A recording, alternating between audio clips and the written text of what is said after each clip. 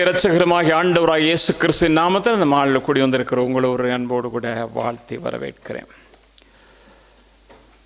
நாம் திருப்பிக் கொள்வோம். சங்கீதங்களுடைய புத்தகம் 30ஆம் அதிகாரம் 6ஆம் வசனம். நான் ஒரு காலம் அசைக்கப்படுவதில்லை என்று என் வாழ்விலே சொன்னேன். நான் ஒரு காலமும் அசைக்கப்படுவது இல்லை என்று என் வாழ்விலே சொன்னேன். சங்கீதக்காரன் ஒரு அழகான உறுதிமொழியை வழங்குகிறான். நான் ஒரு காலமும் அசைக்கப்படுவதில்லை என்று அவன் தைரியமாக சொல்லுகிறான். ஒவ்வொரு கர்த்தருடைய பிள்ளையினுடைய வாழ்க்கையிலும் அறிக்கை என்பது மிகவும் முக்கியமானது. அந்த அறிக்கையின் மூலமாகத்தான் பிசாசு அவன் வெட்கப்பட்டு ஓடுவான். அதே வேளையில் நம்முடைய வாழ்க்கையிலும் ஆண்டவர் கிரியைகளை நடப்பிப்பார். அதற்குள்ளே மறைந்திருக்கிறது என்ன என்றால் விசுவாசம்.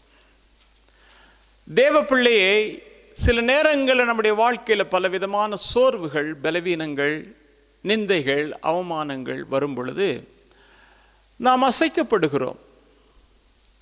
ஆனால் நாம் அசைக்கப்பட்டாலும் கூட மறுபடியும் நம்மை நிலைநிறுத்துகிறவர் நம்முடைய ஆண்டவராக இருக்கிறார். இந்த மாலில் கூடியிருக்கிற கர்த்தருடைய பிள்ளை, அன்பான தேவச்சனமே, இந்த செய்தியை ஆயத்தப்படுத்துறதுக்கு எனக்கு கொஞ்சம் கூட விருப்பமே கிடையாது. எனக்கு இந்த செய்தி ஆண்டு தந்ததுக்கு எனக்கு விருப்பம் கிடையாது. ஏன்னா அசைக்கப்படுவது இல்லை என்கிறதை ஒரு பகுதியிலே பார்க்கலாம். இன்னொரு பகுதியில் எப்படி அசைக்கப்படுகிறதுக்கு காரணமாக இருக்கிறது என்பதை சொல்ல போனால் சரியில்லையே அப்படின்னா அதை தணிக்கை பண்ணிட்டேன். நான் அதை பேசக்கூடாது அப்படின்னு. எனவே பேசக்கூடியதை உங்களோடு கூட நான் பகிர்ந்து கொள்கிறேன். உதாரணத்துக்கு சொல்ல போனால் ஒரு கட்டிடம் கட்டுகிறார்கள். பெரிய விஸ்தாரமான உயரமான ஒரு கட்டிடம். அந்த கட்டிடத்தை திறப்பு விழா நடக்கும் பொழுது பிரதம அதிதியாக ஒரு பெரியவரை கூப்பிடுகிறார்கள். அவர் வர்றாரு, வந்து ரிப்பனை வெட்டுறாரு, வெட்டிட்டு உள்ளே போகிறாரு. போனோன்னா அவரை கொஞ்ச நேரம் பேச வைப்பாங்க. அவர் என்ன சொல்வார் தெரியுமா? நான் இந்த கட்டிடத்தின் உள்பகுதியும் வெளிப்பகுதியும் பார்த்தேன். மிகவும் பிரமிக்கத்தக்கதாக அழகாக இருந்தது. இதை கட்டின அந்த இன்ஜினியர் எனக்கு பல வருஷமாக தெரியும். அவர் நல்ல ஒரு இவர். ஏன்னா அநேக புதிய தொழில்நுட்பங்களை எல்லாம் பாவித்து செய்திருக்கிறார். நான் இந்த வேலையிலே ஒன்று சொல்லுகிறேன், இந்த கட்டிடம் என்ன செய்யாது, 1000 வருஷத்துக்கு என்ன செய்யாது, அசையாமல் இருக்கும் அப்படின்வார். சொல்கிறது கேட்டிருப்பீங்க தானே? சும்மா சரி சொல்லுவாங்க, 1000 வருஷம் 100 வருஷம் அசையவே அசையாதுன்னு. அருமையான கர்த்தருடைய பிள்ளை, அன்பான தேவச்சனமே, அப்படியே இருந்த சில நேரங்களிலே நம்முடைய வாழ்க்கையிலும் கூட அநேக வேத பகுதிகளை நாம் வாசித்து நாம் தியானித்து விசுவாசத்தோடு கூட இருக்கிற நமக்கு சில நேரங்களிலே சோர்வுகள் நம்மை அசைத்து விடுகிறது. குடும்பத்தில் காணப்படுகிற பிரச்சனை, பிள்ளைகளுடைய பிரச்சனை, படிப்புகள், தொழில், அல்லது போனால் தோல்விகள், நஷ்டங்கள், கஷ்டங்கள் என்று வரும் பொழுது ஒரு அசைவு வந்து விடுகிறது. அப்படியே இருந்தால் இன்றைக்கு அந்த அசைவுக்கு வந்த உடனே என்ன நடக்கும் என்று சொன்னால் உள்ளத்திலே ஒரு பெரிய பயம் ஆட்டி படைக்கும். நீங்கள் வேதத்தில் பார்ப்பீங்கன்னா என்னாமத்தின் புத்தகத்தில் 14ஆம் அதிகாரம் 1ஆம் வசனத்தை பார்க்கும் பொழுது சபையார் எல்லாரும் கூடி புலம்பி ராத்திரியெல்லாம் அழுதாங்களாம். அப்படி அங்கே என்ன நடந்தது அப்படின்னு சொன்னா, மோசே நாங்கள் சுதந்தரிக்க போகிற கானான் எப்படிப்பட்டது என்று சொல்லி பார்த்து வரும்படியாக கோத்திர பிதாக்களை அவன் அனுப்பினான். கோத்திர பிதாக்களை அவன் அனுப்பின போது அந்த கோத்திர பிதாக்கள் என்ன செய்தார்கள் என்று சொன்னால், போயிட்டு பார்க்கிறாங்க. எதை பார்க்கிறாங்க? அங்க இருக்கிற ஜனங்களை பார்க்கிறாங்க. ஜனங்களை பார்த்த உடனே அவர்களுக்கு ஒரு வேதனை. என்ன அப்படின்னா, இனிமே நாங்க உயிரோட வாழ போறதில்லை, எங்களை கொல்றதுக்காகவே கொண்டாந்துருக்கிறான் அந்த மோசே அப்படின்னு முறுமுறுக்க ஆரம்பித்தார்கள். காரணம் என்னன்னா, 2 பேர் கொடுத்த ஒரு நல்ல சாட்சி.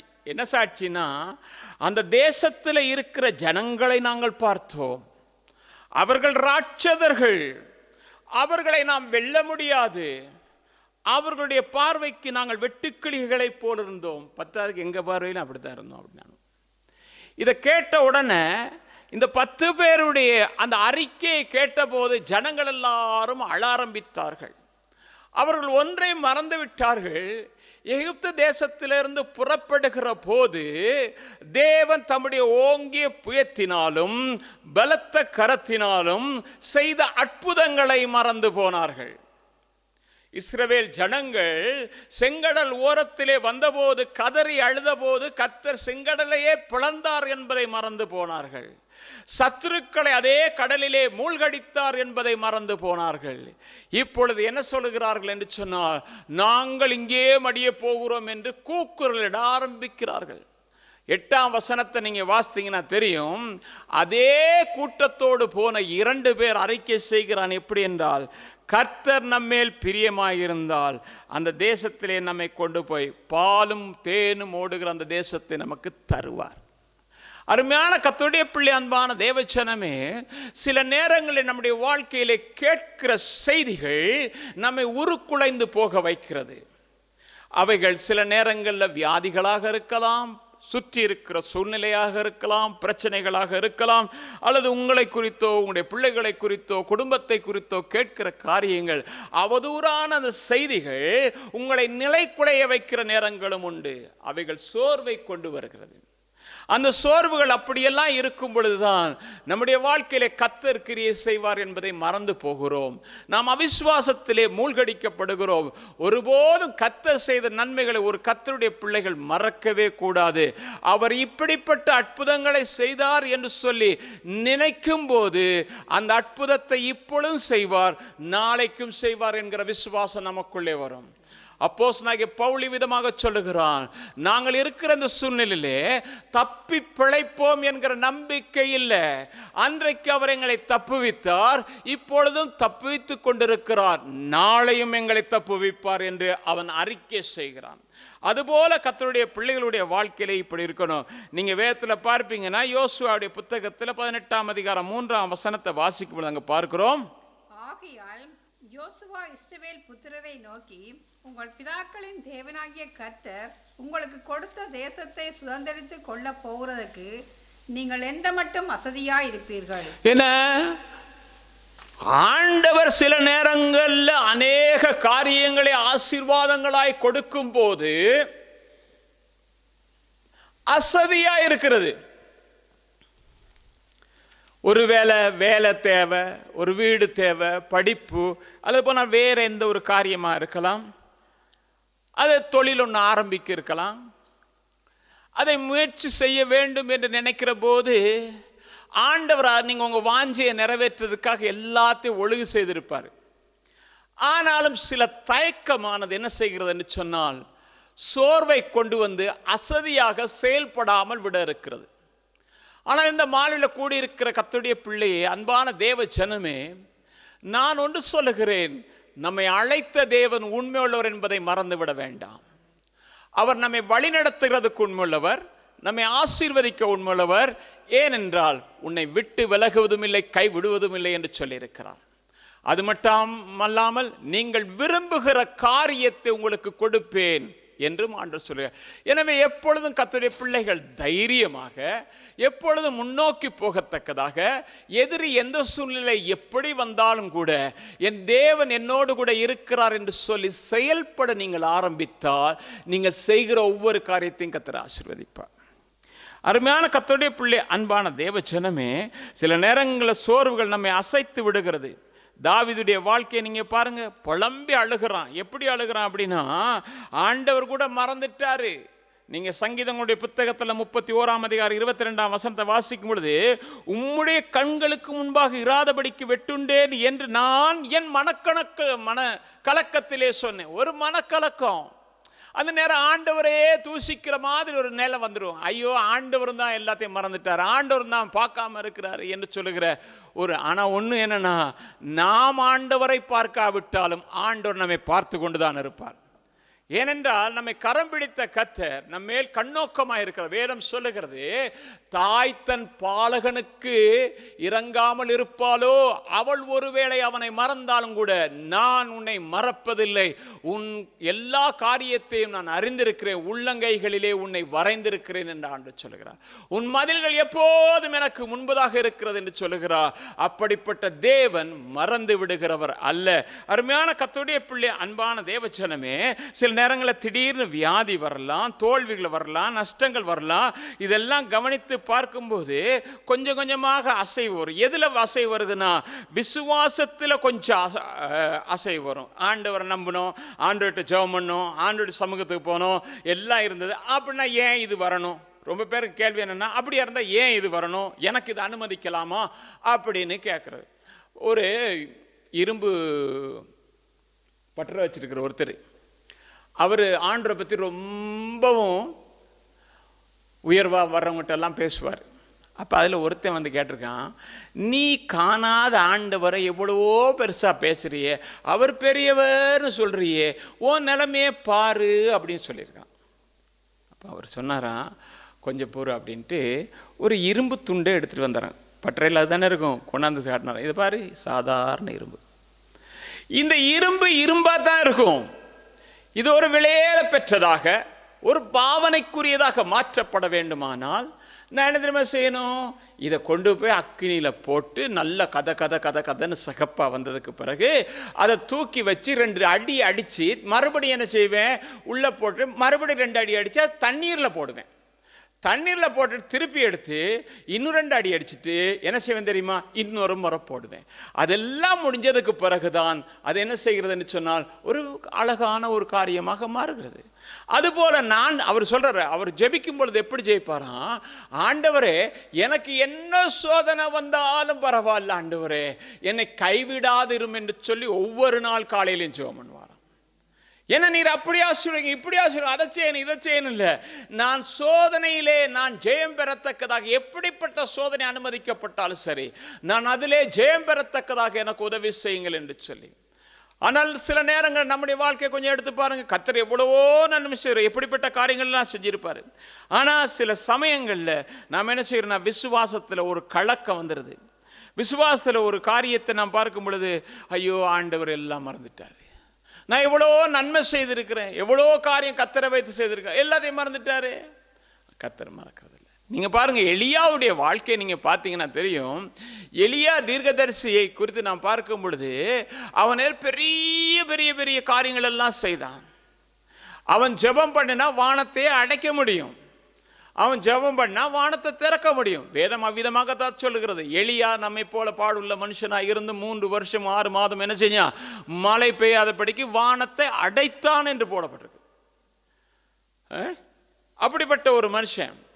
அதே வேலை என்ன தெரியுமா, அவனுடைய வாழ்க்கையை நீங்கள் பார்த்தீங்கன்னு சொன்னா, போகிற இடங்கள் எல்லாம் அற்புதம், வர்ற இடங்கள் எல்லாம் அற்புதம். அவனுக்கு பசின்னு சொன்னால் காகத்தை கொண்டு போய் போஷிக்கிறாரு, அவன் மூலமாக விதவையை கொண்டு போய் போஷிக்கிறாரு, இப்படி பல காரியம் செய்கிறாரு. இப்போ பாகாலுடைய தீர்க்கதரிசிகளுக்கு முந்துக்கு வந்த உடனே என்ன செய்கிறான்? அவன் என்ன செய்கிறான்? ஜோக் அடிக்கிறான். உன் கடவுளை பற்றி நீ இப்போ பாரு, அப்படி இப்படியெல்லாம் சொல்கிறான். சொல்லிட்டு நீங்கள் கீரிக்குங்கடா, நல்லா அடிச்சிங்கடா அப்படியெல்லாம் சொல்லிட்டு கடைசி அவன் சொல்கிறான், நீங்கள் கூடின ஜனங்களாக இருக்கிறபடினால நீங்கள் முதலாவது எடுத்து எல்லாம் செய்யுங்க, காரியங்கள் செஞ்சு முடியும், கடைசியில் நான் வரேன்னு சொல்லி கடைசியில் வந்து ஒரே ஒரு ஜெபந்தான், ஆண்டவரே கேட்டறலும் வானத்தில் இருந்து அக்கினி வந்தது. இவ்வளவு பெரிய தீர்க்கதரிசி அற்புதங்களை செய்தவன் இப்பொழுது என்ன செய்துட்டான்னு சொன்னா, ஒரு சின்ன அசைவு, ஒரு சின்ன அசைவு. தேவன் இவ்வளவு பெரிய காரியத்தை செய்தாரே, அந்த பாகால் தீர்க்கதரிசிகளுக்கு முன்பதாக ஆண்டவர் என்னை கொண்டு செய்தது என்ன என்பதை மறந்து போய் ஒரு கெபியிலே ஒளிந்து கொண்டான். அவனுடைய எண்ணம் இப்படியா இருந்திருக்கலாம், இன்னைக்கு ஆண்டவர் என்ன மறந்திருப்பாரு, நான் பிரயோஜனமற்றவனாய் போயிருக்கலாம். நான் அப்படி எழுதலை, நான் சொல்றேன். ஏன் அவன் ஓடி போய் ஒளிஞ்சான்? ஒரு சின்ன பட்டயம், அந்த பட்டயத்துக்கு பயந்து ஓடி போய் ஒளிந்தான். ஆனால் அழைத்த தேவன் உண்மையுள்ளவர். அந்த அசைவின் மத்தியிலே நீ அசைக்கப்படக்கூடாது என்பதற்காக அவனை தேடி வருகிறார். நீங்க வேதத்தில் பார்க்கும் பொழுது பார்த்தீங்கன்னா தெரியும். 1 ராஜாக்களுடைய புத்தகத்தில் 19ஆம் அதிகாரம் 10ஆம் வசனத்தை வாசிக்கும் பொழுது சேனைகளின் கர்த்தர் என்ன செய்யறாரு? வர்றாரு. வந்தோன்னு அவர் என்ன பெரிய இது சொல்றாரு, ஆண்டவரே நான் உமக்காக பக்தி வைராக்கியமா இருந்த ஆண்டவரே, எல்லாரையும் கொண்டுட்டாங்க ஆண்டவரே, தீர்க்கதரிசி எல்லாத்தையும் கொண்டுட்டாங்க. நான் மட்டும்தான் என்ன செய்கிறேன்? உயிரோடு. ரொம்ப பேர் நம்ம நாங்கள் மட்டும்தான் ஆண்டவருக்குள்ளே இருக்கிறோன்னு. நாங்கள் மட்டும்தான், எல்லாரும் போயிட்டான், நான் மட்டும் வருவேன் அப்படின்னு சொன்னான். என்னை இப்போ என்ன செய்கிறாங்க? கொல்ல பார்க்குறாங்க. ஆண்டவர் சொன்னார், எலியா உனக்கு ஒரு காரியம் சொல்கிறேன், நீ மட்டும் இல்லை, பாகாலுக்கு முழங்கால் படியிடாத 7000 பேர் இன்னும் இருக்கிறாங்க, மறந்துடாது. 18ஆம் வசனம் பார்த்தீங்கன்னா தெரியும். பாகாலுக்கு முழங்கால் படியிடாத 7000 பேர் இருக்கிறாங்க. அதனால் நீ வெளியில் வந்து நெல்லு முதலாது. வாசிக்கலாம் 1 ராஜாக்களுடைய புத்தகத்தில் 19ஆம் அதிகாரம் 11ஆம் வசனத்திலிருந்து 13ஆம் வசனம். அப்பொழுது அவர், நீ வெளியே வந்து கர்த்தருக்கு முன்பாக பர்வதத்தில் நில் என்றார். அப்பொழுது இதோ கர்த்தர் கடந்து போனார். கர்த்தருக்கு முன்பாக பர்வதங்களை பிளக்கிறதும் கன்மலைகளை உடைக்கிறதுமான பலத்த பெருங்காற்று உண்டாயிற்று. ஆனாலும் அந்த காட்டிலே கர்த்தர் இருக்கவில்லை. காற்றுக்கு பின் பூமி அதிர்ச்சி உண்டாயிற்று. பூமி அதிர்ச்சியிலும் கர்த்தர் இருக்கவில்லை. பூமி அதிர்ச்சிக்கு பின் அக்கினி உண்டாயிற்று. அக்கினியிலும் கர்த்தர் இருக்கவில்லை. அக்கினிக்கு பின் அமர்ந்த மெல்லிய சத்தம் உண்டாயிற்று. அதை எலியா கேட்டபோது தன் சால்வையினால் தன் முகத்தை மூடிக்கொண்டு வெளியே வந்து கெபியின் வாசலில் நின்றான். அப்பொழுது இதோ எலியாவே, இங்கே உனக்கு என்ன காரியம் என்கிற சத்தம் அவனுக்கு உண்டாயிற்று. எலியாவை பார்த்துட்டு ஆண்டவர் சொல்றார், வெளியில வந்து நில்லு. நிற்கும் போது பெரிய காற்று ஹூ ஹூ ஹூ அப்படின்னு அடிக்குது. இந்த கொஞ்ச நேரம் மழை பெஞ்சோன்னு எப்படி சத்தமாக இருந்துச்சு. கர்த்தருக்கு ஸ்தோத்திரம். அப்படி மழை பெஞ்சது நல்லா இன்னும் பெய்யணும், அப்போ தான் எல்லாம் ஓடிடும். இல்லாட்டி போனால் என்ன செய்யும்? அங்கங்கே தேங்கி நின்று இனி வெயில் வரும்போது மேலே வந்துடும் இல்லையா? நல்ல மழை ஒன்று பெஞ்சு. அப்போ வந்து நிற்க என்னது? பெருங்காற்று. பயந்து போய் நிற்கிறான். திருப்பி பார்த்தா பூமியை பிளக்கத்தக்கதாக பூமி அதிர்ச்சி. அதோடு கூட நெருப்பு பிளம்புகள் அங்கிட்டும் இங்கிட்டும் போகுது. எலியா பயந்து போய் நிற்கிறான். நிற்கும்போது ஒரு மெல்லிய சத்தம் வருது. மெல்லிய சத்தம் வருது. இன்னைக்கு அந்த மெல்லிய சத்தம் உன் காதுகளிலும் என் காதுகளிலும் விழட்டும். எலியாவே, நான் உன்னோடு கூட இருக்கிறேன். என்னை அன்றி உனக்கு எதுவும் நடக்காது என்பதை நீ அறிந்து கொள். இந்த பெரிய பிளம்பு உன்னை ஒன்று செய்ய முடியாது. இந்த பூமி அதிர்ச்சி உன்னை ஒன்று செய்ய முடியாது. இந்த பெருங்காற்று உன்னை ஒன்று செய்ய முடியாது. நீ அசைக்கப்பட மாட்டாய் என்பதுதான் தேவனுடைய வார்த்தை. இந்த மாலை வேளையிலும் தேவனுடைய பிள்ளையே, நம்முடைய வாழ்க்கையிலும் கூட சில அசைவுகள் வருகிறது. இப்படித்தான் அந்த நேரத்தில் கலங்கி போய் நிற்கிறோம். இன்றைக்கு கலக்கமுற்ற ஒரு நிலைமையில் இருந்தா நான் சொல்றேன், தேவன் என்னோடும் நான் தேவனோடும் இருப்பேனே, ஆனால் என்னை எதுவும் மேற்கொள்ளாது என்று சொல்லுகிறேன். என்னை மேற்கொள்ளுமானால் தேவனையே மேற்கொண்டது என்று சொல்லுவேன். பக்கத்தில் நின்றது யாரு? ஆண்டு தான் பக்கத்தில் நிற்கிறாரு. நான் உங்கூட இருக்கிறத நீ உணரலப்பா இவ்வளவு நாளும். மகனே, நான் உங்கூட இருக்கிறத நீ உணரல. மகளே, நான் உன்னோட இருக்கிறத நீ உணரல. அந்த மெல்லிய சத்தம் இந்த மாலை வேளை நம்முடைய காதுகளில் தொனிக்குது. நீ எதிர்நோக்கி இருக்கிற அத்தனை பிரச்சனைகள் எனக்கு தெரியும். நீ முகங்கொடுக்கிற காரியங்கள் எனக்கு தெரியும். இவைகள் என்ன விதமாக முடியும் என்பது எனக்கு தெரியும் என்று சொல்லி ஆண்டவர் நம்மோடு கூட பேசுகிறவராக இருக்கிறார். ஆனா நானும் நீங்கள் என்ன தெரியுமா செய்யறோம்? எல்லாமே முடிஞ்சிருச்சு, எல்லாமே முடிஞ்சிருச்சு, பட்டை இந்தா வந்துருச்சுன்னு மாதிரி கைவிடுகிற ஒரு தேவனை நான் நீங்களும் ஆராதிக்கல. கைவிடுகிற ஒரு தேவனை ஆராதிக்கல. நான் சில நேரங்களில் நான் யோசித்து பார்ப்பேன். கர்த்தர் பேசின காரியங்கள், கர்த்தர் செய்த அற்புதங்கள் இதெல்லாம் யோசித்து பார்ப்பேன். தேவன் எவ்வளவு நல்லவராக இருக்கிறாரு, எவ்வளவு உண்மை உள்ளவராக இருக்கிறாரு, அதை சொல்ல முடியாது. உங்கள் வாழ்க்கையில் யோசித்து பாருங்க பார்ப்போம். உங்கள் வாழ்க்கையில் செய்த அற்புதங்கள் இன்றைக்கு உங்களை எந்த நிலையிலே வைத்திருக்கிறது என்று யோசிங்க. பணத்தை பொருளை நான் சொல்லலை, வசதிகளை நான் சொல்லலை.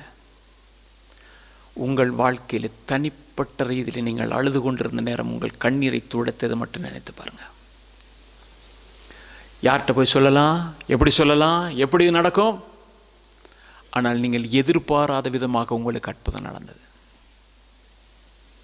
அதை கொஞ்சம் யோசித்து பாருங்க. கர்த்தர் கைவிட்டு இருந்திருந்தால் என்ன ஆயிருக்கும்? கர்த்தர் விட்டுட்டு ஓடி இருந்தால் என்ன நடந்திருக்கும்? ஏன்னா விடுகிறதுக்கும் ஓடுகிறதுக்கும் உள்ள ஒரு தேவனை ஆராதிக்கலை. ஏப்ராயிமை கரம் பிடித்து நடத்துகிற கர்த்தர் இன்றைக்கு உன்னையும் என்னையும் கரம் பிடித்து நடத்தி கொண்டிருக்கார். எளியா நினைச்சான் கர்த்தர் மறந்துட்டார்னு, கர்த்தர் கைவிட்டுட்டார்னு. ஒருவேளை அப்படி சூழ்நிலை இயேசுவே சொன்னார், பிதாவே ஏன் என்னை கைவிட்டீர்? கைவிடலை, கைவிடலை. சில நேரங்களில் அக்கினியில் போட்டு எடுத்து மறுபடியுமாக உருவாக்குற ஒரு நிலைமை. அருமையான கர்த்தருடைய பிள்ளை, அன்பான தேவச்சனமே, நீங்கள் பார்ப்பீங்கன்னா ஏசாயா தீர்க்கதரிசன புத்தகத்தில் 49ஆம் அதிகாரம் 14ஆம் வசனத்தில், சீயோனே கர்த்தர் என்னை கைவிட்டார், ஆண்டவர் என்னை மறந்தார் என்று சொல்லுகிறாள். ஆனால் ஆண்டு சொல்கிறாரு, நான் உன்னை மறந்தால் என் வலது கை தன் தொழிலை மறப்பதாக. இன்றைக்கு சீயோன் யாரு? நானும் நீங்களும் தான். அவருடைய வாசஸ்தலமாக இருக்கிறோம் நாம். ஆண்டவரே நீர் என்ன மறந்துட்டீர்? ஆண்டவரே நான் உன்னை மறக்கலப்பா, நான் உன்னை மறக்கலை. ஆண்டோடைய தெளிவான சத்தம் இந்த மாலையில் நம்முடைய காதுகளை கேட்கட்டும். நாம் ஒருவேளை சோர்ந்து போகும்போது நம்முடைய ஆண்டவர் சொல்கிறாரு, உன்னை அழைத்தவர் நான் அல்லவா, உன்னை தெரிந்து கொண்டவர் நான் அல்லவா, நான் உண்மை உள்ளவராக இருக்கிறேன், நான் உண்மை உள்ளவராக இருக்கிறேன். உங்களை அழைத்த தேவன், நான் உண்மை உள்ளவராக இருக்கிறேன், நான் மாற மாட்டேன். மனுஷன் மாறுவாப்பா, நீ நம்பின நம்பிக்கைகள் மாறி போகுமாப்பா, ஆனால் நானோ மாறாத தேவன். சில நேரங்களில் நம்முடைய ஜெபங்களுக்கு உடனே பதில் வராமல் போகலாம். சோர்ந்து போகிறதை குறித்துத்தான் ஒரு பெரிய பட்டியலே உள்ள ஒரு காரியத்தை லூக்கால் நாம் வாசிக்கிறோம். ஆனால் கடைசி ஆண்டு சொல்றார் என்ன தெரியுமா? நீடிய பொறுமை உள்ளவராக இருந்து பலனளிக்காமல் போவேனோ. உன் ஜெபத்துக்கு பதில் இல்லாமல் போகாது. உன்னுடைய நிந்தை, உன்னுடைய அவமானம், உன் துக்கம், உன் கண்ணீர் எல்லாத்தையும் கர்த்தர் கணக்கு வச்சிருக்கிறாரு. எல்லாத்தையும் துருத்தியில சேர்த்து வைத்திருக்கிறேன் என்று சொல்லுகிற ஒரு ஆண்டவர் உண்டு. உன் கண்ணீரை நான் குப்பை தொட்டியில போட்டேன், அதை ஓடுறதுக்கு மாதிரி இல்லை, நான் அதை சேர்த்து வைத்திருக்கிறேன். எதற்காக? உனக்கு நான் பதில் கொடுக்கும் போது இந்த உலகமே திரும்பி பார்க்கத்தக்கதான ஒரு காரியமாக இருக்கும். அப்ப எல்லாரும் சொல்லத்தக்கதான ஒரு நிலைமை வரும்.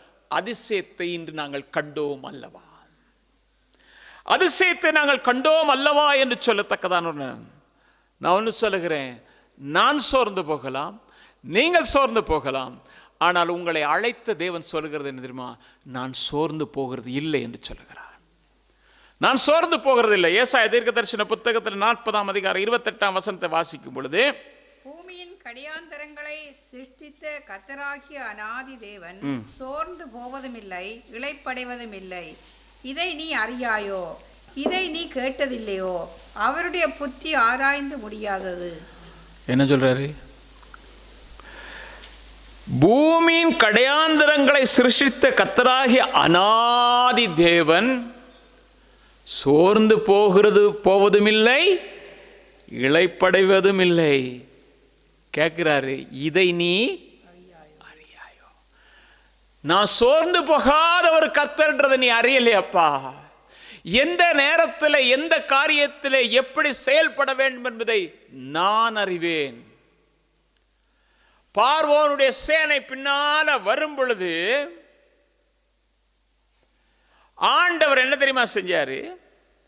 சரியான நேரத்தில் மூடிவிட்டார், கடலை மூடிவிட்டார்.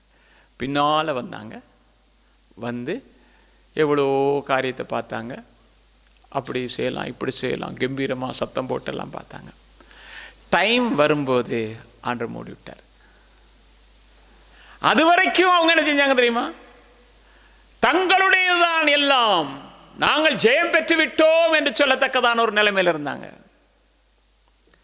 இன்னைக்கு நானும் உங்களுக்கு சொல்றேன் தெரியுமா, நீங்க போகிறதுக்கு பின்னால சத்துரு விரட்டிக்கிட்டே வர்றான், அவனை பார்க்காதீங்க, பின்னாலையும் ஒருத்தர் நின்று பாதுகாத்துக்கிட்டு இருக்கிறார் என்பதை மறந்து விடாதபடி நான் இந்த மாலில் எச்சரிக்கிறேன்.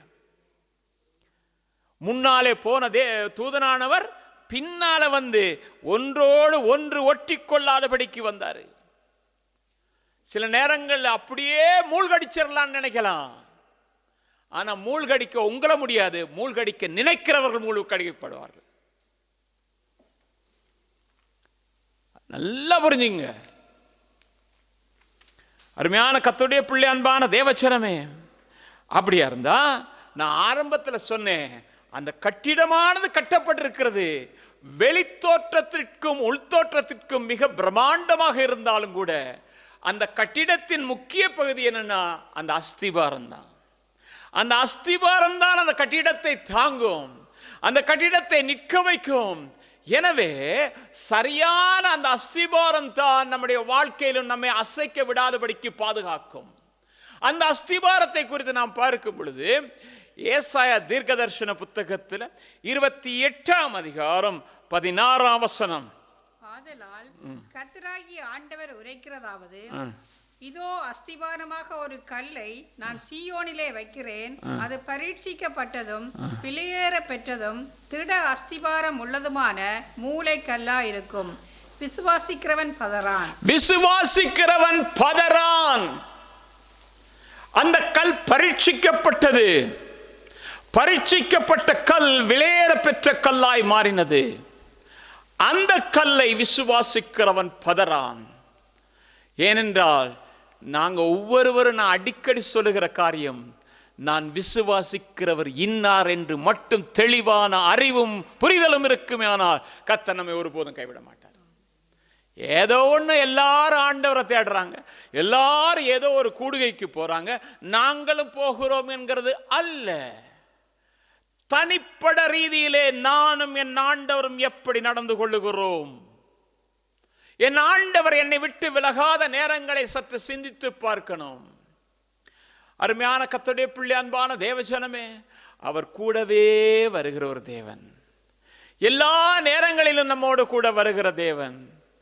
நாங்க தெரியும், உங்களுக்கு தெரியும், நாங்க கிறிஸ்டோ நிறகர்ப்பிணி சிஸ்டர், அப்போ வயிற்றுல பிள்ளை, நாங்க வீடு இல்லாமல் இருக்கும்போது ஒரு நண்பனுடைய வீட்டில் தான் எங்களுக்கு இடம் தந்தாங்க. நல்ல ஒரு நண்பன், 5 சதம் காசு கூட எடுக்க மாட்டேன்ட்டாரு.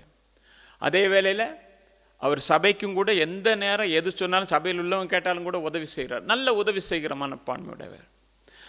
அப்படி இருக்கும்போது நாங்கள் ஜெப கூட்டத்துக்கு போகிறோம். ஜெப கூட்டத்துக்கு போன போது அங்கே நான் சொன்னேன், எனக்கு ஒரு இக்கட்டான சூழ்நிலை என்னன்னா, வீடு இல்லாமல் போயிடுச்சு, எனக்காக ஜெபம் பண்ணுவோம் அப்படின்னு. ஜெபம் முடிச்ச உடனே ஒரு சகோதரி என்னிடத்தை வந்து சொன்னாங்க, அவங்க அப்போ தான் சபைக்கு வர்றாங்க, வந்து சொன்னாங்க, அண்ணே எங்க பில்டிங்ல கீழே ஒரு வீடு இருக்குது, 8 மாசமா மூடி இருக்குது. 8 மாசமா மூடி இருக்கிற அந்த வீட்டை முன் வீட்டுக்காரர் கேட்டார், கொடுக்க மாட்டேன்ட்டாங்க. ஆனா நான் நாளைக்கு போறேன், எனக்காக ஜெபித்துக் கொள்ளுங்கள், நான் விசாரித்து பார்க்கிறேன்னு சொல்லி. என்னை பற்றி அவங்களுக்கு சரியா ஒன்றும் தெரியாது, அவங்க அப்பதான் வந்திருக்கிறாங்க. போகும்போது அவங்க ஒரு பாட்டு படிச்சுட்டு போனாங்களாம், இயேசு கூட வருவார், எல்லாவித அற்புதங்களையும் செய்வார் என்று சொல்லி. போயிட்டு வந்து என்ன சொன்னாங்க, ஆனால் இந்த வீடு உங்களுக்கு ஓகே, நாங்கள் அந்த வீடு எனக்கு சரியான பிடிப்பேன், ஏன்னா அந்த குளிக்கிறதுக்கு நல்ல தண்ணி வரும். அப்படிப்பட்ட 560 ரூபா தான் அந்த வீடு. காரணம் என்ன? இயேசு கூட வருவார். என்னுடைய நெருக்கமான நேரம், அந்த உடைந்து போன நேரம், எனக்கு உதவி தேவையான நேரம், எங்கேயோ இருந்து ஒருவரை கொண்டு வந்து அவர் மூலமாக என் தேவையை கர்த்தர் சந்தித்தார். கொஞ்சம் யோசித்து பாருங்க, இன்றைக்கு உங்க வாழ்க்கையிலும் கூட இதைவிட மேலான காரியங்களை கர்த்தர் செய்திருப்பார் அல்லவா? இதைவிட அற்புதமான காரியங்களை செய்திருப்பார் அல்லவா? ஏனென்றால் எந்த நேரத்தில் எது தேவை என்றதை தகப்பன் ஒருவர் மட்டும்தான் அறிந்திருக்கிறார். இன்றைக்கு உனக்கு விரோதமாக, குடும்பத்துக்கு விரோதமாக, பிள்ளைக்கு விரோதமாக என்ன காரியங்கள் மேற்கொள்ளப்பட்டாலும் சரி, உன்னை அவமானப்படுத்தி நிந்தித்து துன்பப்படுத்தி பேசினாலும் சரி, கேட்கிற ஒரு தேவன் உண்டு. அவர் சொல்லுகிறது என்ன தெரியுமா? என் செவி மந்தமாகவில்லை, இன்னும் என் செவிகள் கேட்கிறது, என் கைகள் நீட்டப்பட்டிருக்கிறது, ஏற்ற காலத்திலே நான் அற்புதம் செய்வேன். அதுக்கு முதல்ல என்ன செய்யக்கூடாது? நாம் ஒன்றும் அவசரப்படக்கூடாது. அப்படியா இருந்தா கட்டிடமானது அஸ்திபாரத்தோடு இணைக்கப்பட்டிருக்கும் போதுதான் அது அசைக்கப்படாது இருக்கும். இயேசு கிறிஸ்து ஒரு அருமையான சம்பவத்தை, இணைப்பை குறித்து பேசினார். யோவான் எழுதின சுவிசேஷம் 15ஆம் அதிகாரம் 5ஆம் வசனத்தை வாசிக்கும் அங்க பார்க்கிறோம். நானே திராட்சை செடி, நீங்கள் கொடிகள். ஒருவன் என்னிலும் நான் அவனிலும் நிலைத்திருந்தால் அவன் மிகுந்த கனிகளை கொடுப்பான். என்னையல்லாமல் உங்களால் ஒன்றும் செய்யக்கூடாது. என்னது? நானே திராட்சை செடி, நீங்கள் கொடிகள். ஒருவன் என்னிலும் நான் அவனிலும் நிலைத்திருந்தால், ரெண்டு பேரும் இணைக்கப்பட்டிருந்தால்தான் அற்புதம். கட்டிடத்தோடு கூட அஸ்திவாரம் இணைக்கப்பட்டிருக்கணும்.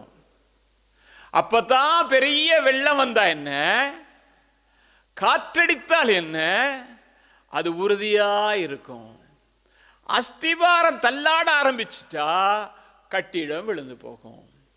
அருமையான கர்த்தருடைய பிள்ளை, அன்பான தேவ ஜனமே, இயேசு கிறிஸ்து சொல்லுகிறார் எப்படின்னா, ஒருவன் என்னிலும் நான் அவனிலும் நிலைத்திருந்தால் மிகுந்த கனிகளை கொடுப்பான்.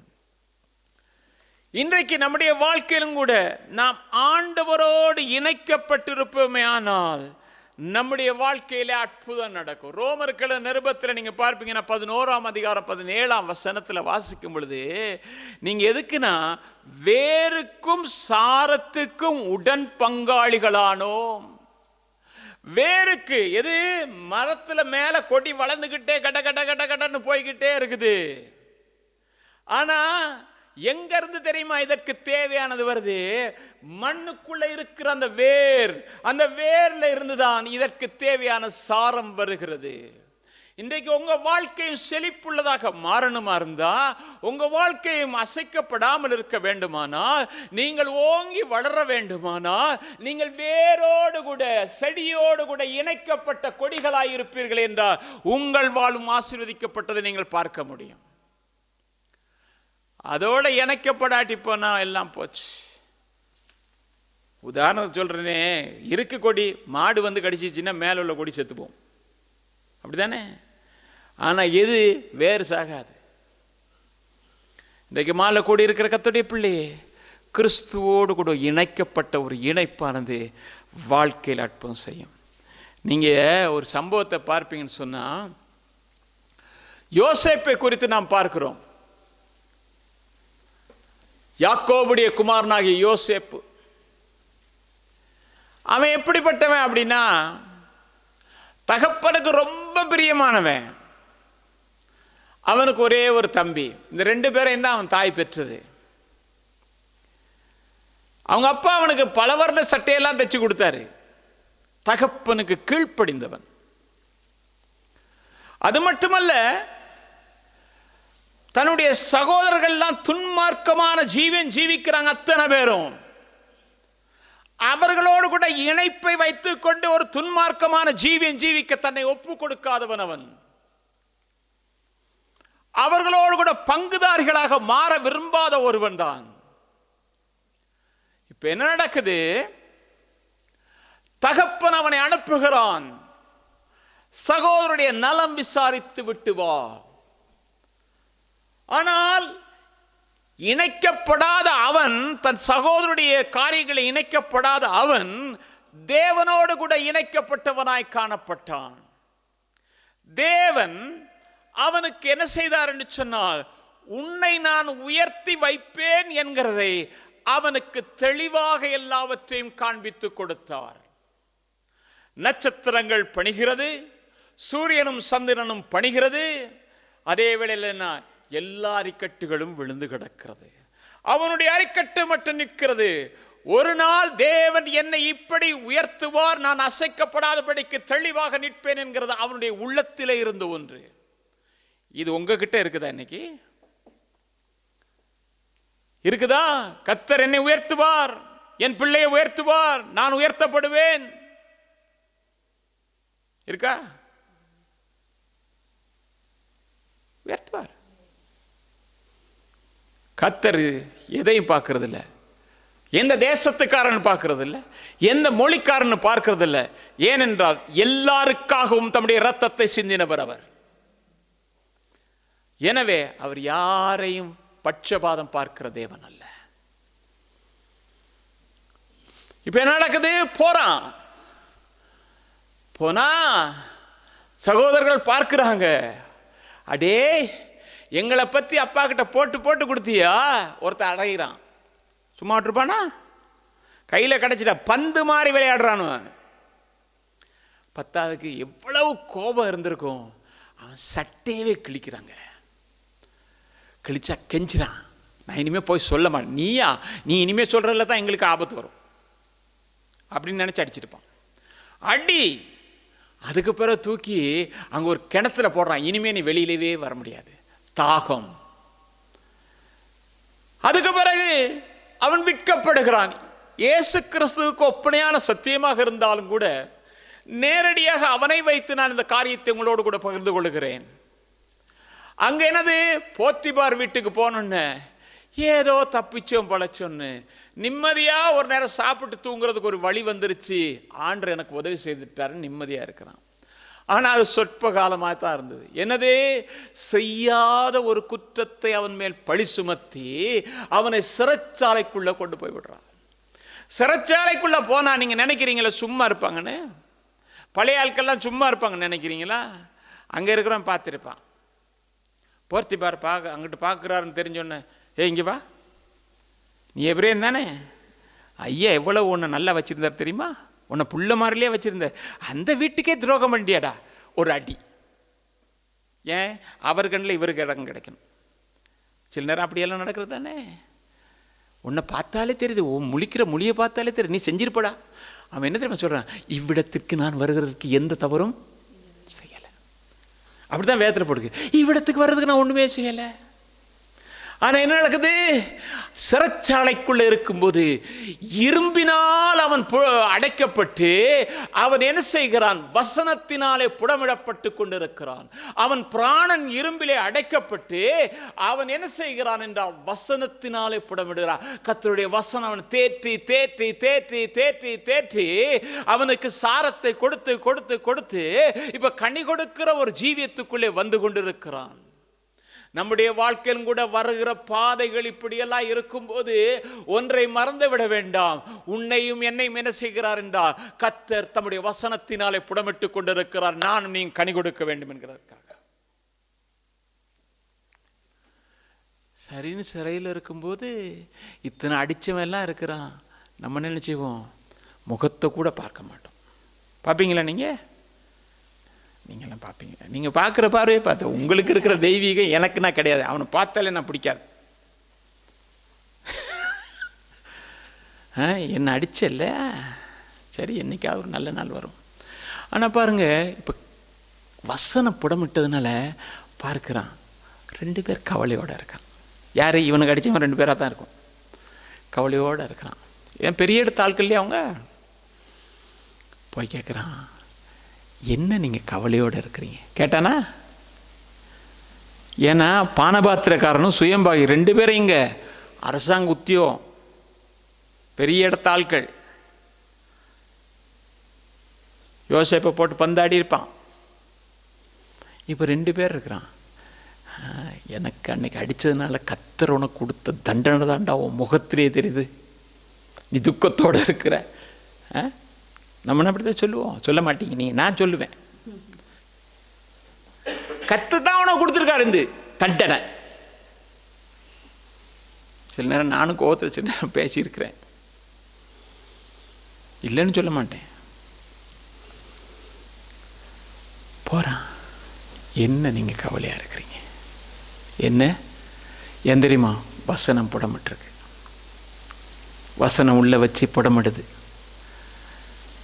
புடமிட்டதுக்கு பிறகு அவன் சொல்கிறான், இப்படி தான், இதுதான்ப்பா அர்த்தம். ஆனால் ஒன்று, நீ என்ன செய், என்னை மறந்துடாத. அவ்வளோதானே சொன்னேன், வேற ஒன்றும் சொல்ல. என்ன நீ மறந்துடாத.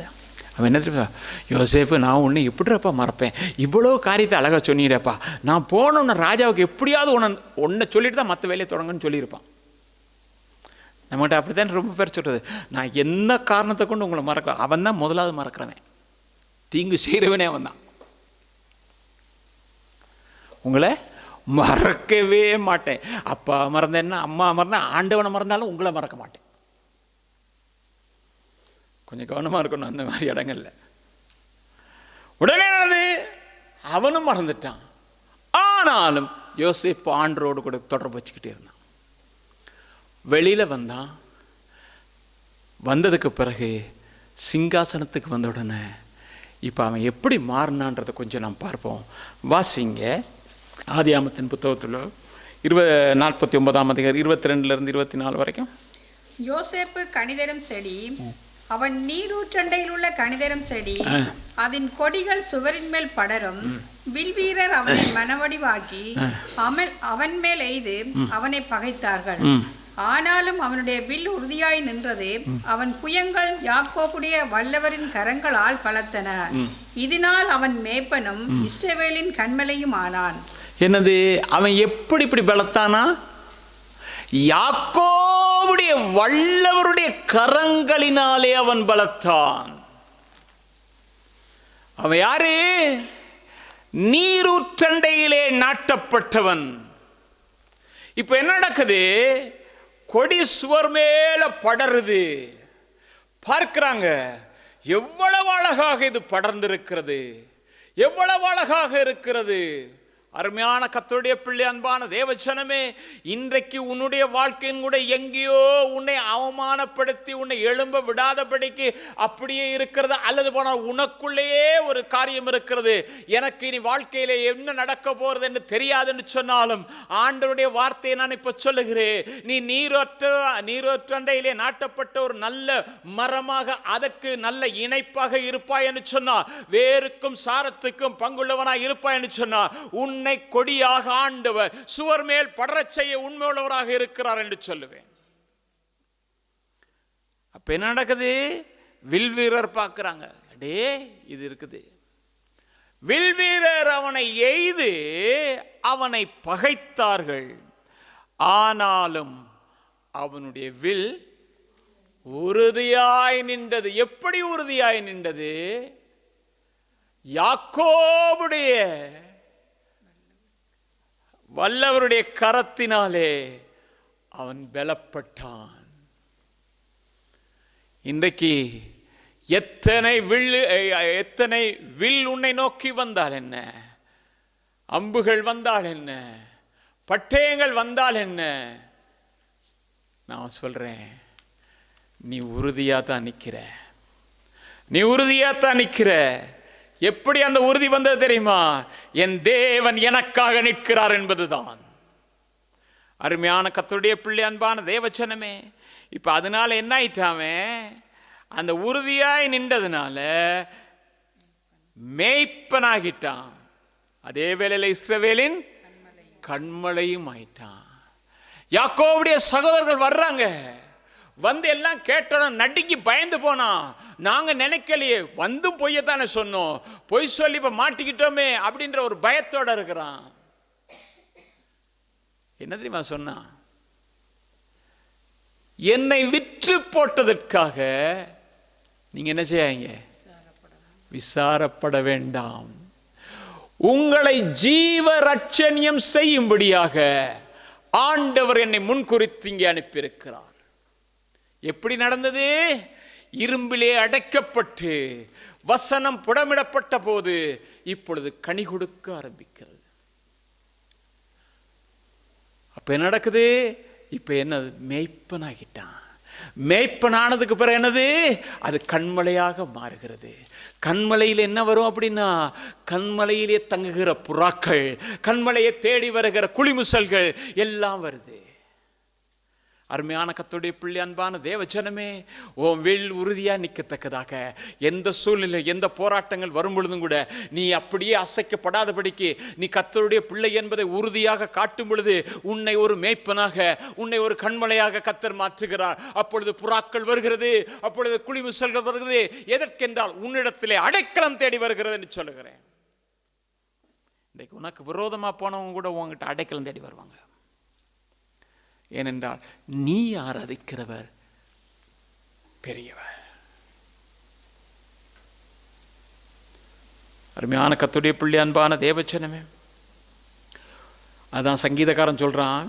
சங்கீதம் 30ஆம் அதிகாரம் 7ஆம் வசனத்திற்கு வாசிங்க. கர்த்தாவே, உம்முடைய தயவினால் நீர் என் பர்வதத்தை திடமாய் நிற்க பண்ணியிருந்தீர். உமது முகத்தை நீர் மறைத்துக் கர்த்தாவே, உம்முடைய தயவினால் நீர் என்னை பர்வத்தை என்ன செஞ்சு என்ன நிமிர்ந்து நிற்க வச்சிராண்டவரே, உறுதியா நிற்க வச்சிராண்டவரே, அசைக்கப்படாதபடிக்க வச்சிருந்தாண்டவரே. காற்று வந்தது, பிளம்புகள் வந்தது, பூமி எதிர்ச்சி வந்தது, ஆனாலும் நான் இன்னும் திடமா இருக்கிறதுக்கு காரணம் உம்முடைய தயவு. உம்முடைய நமக்கு சில நேரம் வர்ற சோதனைகளை பாருங்க, ஆண்டரை விட்டே ஓடணும் போல இருக்கும் இல்லையா? ஆண்டரை விட்டே ஓடணும் போல, ஒண்ணுமே வேணாங்க பேசாம இருந்துருவோன்னு எத்தனையோ பேர் சொல்லியிருப்பான். ஆனா இன்றைக்கு உங்களையும் என்ன நிற்க வச்சிருக்கிறது தெரியுமா? அவன் கண்மலை அல்லது பண்ண பர்வதமாங்கன்னு தேவ தயவு,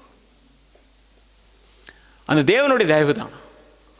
அருமையான கர்த்தருடைய பிள்ளை, அதனால தான் 6ஆம் வசனத்தில் அவன் சொல்றான் பாருங்க, நான் ஒரு காலமும் அசைக்கப்படுவதில்லை என்று என் வாழ்விலே சொன்னேன். நான் இப்போ ஒரு காரியத்தை உங்ககிட்ட எடுத்து காட்டுறேன், நீங்க கொஞ்சம் அதை யோசிங்க. கானானிய ஸ்திரீ இயேசுக்கு பின்னால வர்றா. எதுக்கு வர்றா? ஆண்டவரே, என் பிள்ளை அவதிப்படுது, நீங்க என்ன செய்யணும்? யார் வர்றா? கானானிய ஸ்திரீ. ஆண்டவர் ஒண்ணு இல்லைன்னு இருக்கணும். என்ன சொன்னாரு? அவளை பார்த்து என்ன சொன்னாரு? நாய்.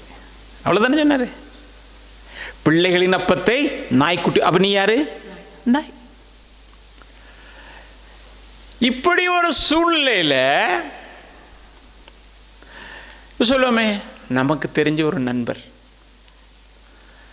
நண்பரை இப்படி திட்டா, திட்ட ஆளோட கூட நம்ம சேருவோமா? சேர மாட்டோம். ஏன் அது ஏன் நண்பர், என் இனம், என் ஜனம், என் தேசம், அப்படியெல்லாம் இருக்கு இல்லையா? ஆண்டவர் யாரை நாயின்றாரு?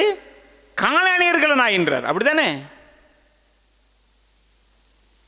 ஆனா இயேசு கூடயே ஒருத்தர் இருக்கிறான், அவனும் கானானியன். வாசித்து பாருங்க, மாட்கள் சுவிசேஷம் 3ஆம் அதிகாரம் 18ஆம் வசனம். அந்திரேயா, பிலிப்பு, பர்தலோமேயு, மத்தேயு, தோமா, அல்பேயுவின் குமாரன் யாக்கோபு, ததேயு, கானானியனாகிய சீமோன். யாரு? அவன் இனத்தை தான் இப்ப பேசுறாரு, நாயின்னு.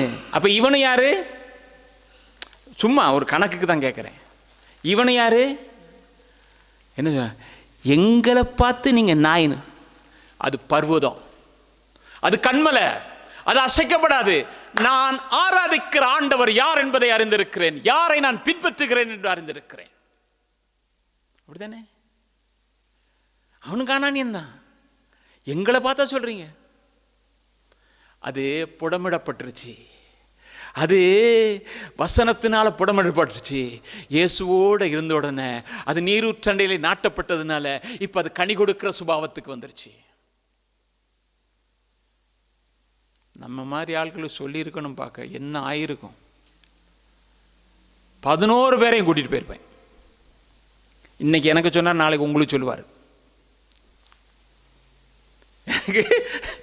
இன்னைக்கு சொன்னார், நாளைக்கு உங்களும் சொல்ல, வாங்க எல்லாரும் போயிடுவோம். அவர் என்ன சொன்னாரோ அதை பற்றி இல்லை, அவர் யார் என்பதை மட்டும் நான் அறிந்திருக்கிறேன். அருமையான கர்த்தருடைய பிள்ளை, அன்பான தேவச்சனமே, இப்படிப்பட்ட நிலையிலே இருக்கிற ஒரு மனிதன் என்ன தெரியுமா செய்வான்? அவனுடைய வாழ்க்கையில் எப்படிப்பட்ட ஒரு மாற்றம் தெரியுமா இருக்கும்? சங்கீதக்காரன் அதை அழகாக சொல்லுகிறான். சங்கீதம் 16:8 வாசிங்க.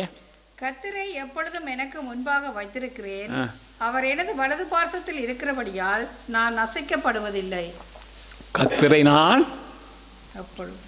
எப்பொழுதும் எனக்கு முன்பதாக வைத்திருக்கிறேன், அவர் என் வலது பார்சத்தில் இருக்கிறபடியால் நான் அசைக்கப்படுகிறதில்லை.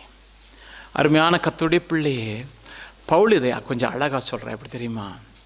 ரோமருக்கு நிருபம் 8:39 உயர்வானாலும் தாழ்வானாலும் வேறு எந்த சிருஷ்டியாக இருந்தாலும், உயர்வானாலும் தாழ்வானாலும் வேறு எந்த சிருஷ்டியானாலும், உயர்வானாலும் தாழ்வானாலும் வேறு எந்த சிருஷ்டியானாலும் கிறிஸ்துவின் அன்பை விட்டு என்னை பிரிக்க முடியாது. எனக்கு உயர்வு வந்ததுனாலையும் பிரிக்க முடியாது, எனக்கு தாழ்வு வந்தனாலையும் பிரிக்க முடியாது, இல்லை வேற எங்கேயா இருந்தாலும் என்னை பிரிக்க. கிறிஸ்துவோட இணைக்கப்படுறேன். அவன் தான் கர்த்தரை முன்னுக்கு வச்சுட்டு ஓடுறான். கர்த்தரை முன்னுக்கு வச்சுக்கிட்டே ஓடுனா அந்த மனுஷன் அசைக்கப்படவே மாட்டான். அப்போ முன்னுக்கே வச்சுட்டு போகும்போது என்ன தெரியுமா செய்வார்? அவர் முன்னால் போக போக போக போக உன் வாழ்க்கையில் இருக்கிற எல்லா தடைகளும் நீக்கப்படும். மிக தீர்க்க தரிசன புத்தகத்தில் 2:13 வேகமாக போவோம். தடைகளை நீக்கி போடுகிறவர் அவர்களுக்கு முன்பாக நடந்து போகிறார், அவர்கள் தடைகளை நீக்கி வாசலால் உட்பிரவேசித்து கடந்து போவார்கள். அவர்கள் ராஜா அவர்களுக்கு முன்பாக போவார், கர்த்தர் அவர்கள் முன்னணியில் நடந்து போவார். இன்னைக்கு நான் சொல்லவா, எத்தனையோ தடைகள் போட்டிருக்காங்க, முன்னேற போக முடியாது, முன்னேற முடியாது அப்படின்னு. ஆனால் நான் சொல்கிறேன், அவர் எப்போது நீ முன்னுக்கு வச்சுட்டா அவர் உனக்கு முன்னதாக போவார். போகும்போது தடைகள் எல்லாம் அகற்றி போடுவார்.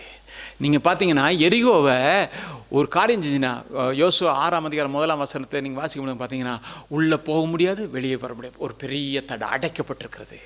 ஆனால் என்ன தெரியுமா செஞ்சாங்க? எல்லாம் கத்தியை கொண்டா கம்பட்டியை கொண்டான்னு இல்லையே, என்ன செஞ்சாங்க? துதிச்சாங்க. யார் அற்புதம் செய்தது? இன்றைக்கி உங்கள் வாழ்க்கையில் அடைக்கப்பட்டிருக்கு இல்லையா? நீங்கள் கர்த்தரை முன்னுக்கு வச்சுட்டா அவர் மோதிக்குவார், நீங்கள் பின்னால் நின்று உள்ளே போகிறதா. என்ன செய்வார்? அப்படியே கூட்டிகிட்டு போவார். எங்கே கூப்பிட்டு போவார்? வாசல் வழியே கூட்டிகிட்டு போவார். நீங்கள் பார்த்தீங்கன்னா வாசல் வழின்னு சொல்லும்போது யோவான் 10:9 வாசிங்கன்னா, நானே வாசல், என் வழியாக ஒருவன் பிரவேசித்தால் அவன் ரட்சிக்கப்படுவான், அவன் உள்ளும் புறம்பும் என்ன செய்வான்? மேய்ச்சலை கண்டடைவான். ஐயோ, என்ன அருமையான வார்த்தை தெரியுமா? ஆவிக்குரிய ஜீவியத்திலும் இந்த உலகத்திலும் கூட அந்த வாசல் வழியாக வர்றவனுக்கு எல்லா ஆசீர்வாதங்களையும் கர்த்தர் வைத்திருக்கிறார். அருமையான கர்த்தருடைய பிள்ளை, அன்பான தேவச்சனமே, சங்கீதம் 100:3 கர்த்தரே தேவன் என்றறியுங்கள், நாம் அல்ல, அவரே நம்மை உண்டாக்கினார், நாம் அவர் ஜனங்களும் அவர் மேய்ச்சலின் ஆடுகளுமாய் இருக்கிறோம். அப்போ அந்த ஆடுகள் என்ன செய்யுதுன்னு சொன்னால், உள்ளே கூட்டிகிட்டு போனவர் என்ன தெரியுமா செய்கிறாரு? நல்ல மேய்ச்சலை கொடுக்குறாரு. நீங்கள் வேதத்தில் பார்த்தீங்கன்னா 4:40 மட்டும் வாசிங்க. நல்ல செழிப்பான மேய்ச்சலையும் அமெரிக்கையையும் சுகமுள்ள விஸ்தாரமான தேசத்தையும் கண்டுபிடித்தார்கள். பூர்வத்திலே காமின் சந்ததியார் அங்கே குடியிருந்தார்கள். என்னது ஆண்டு என்ன தெரியுமா செய்கிறாரு?